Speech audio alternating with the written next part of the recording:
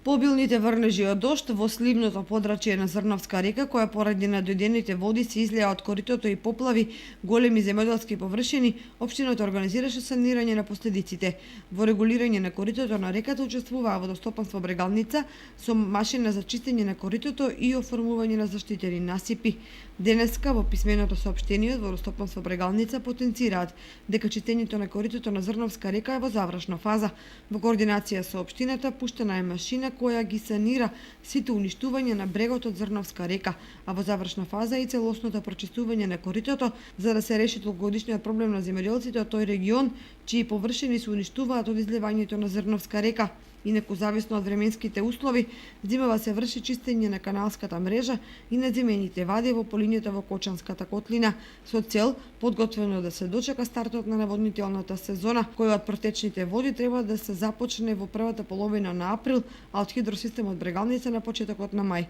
кога практично ќе бидат пуштени водите акумулацијата Калиманци.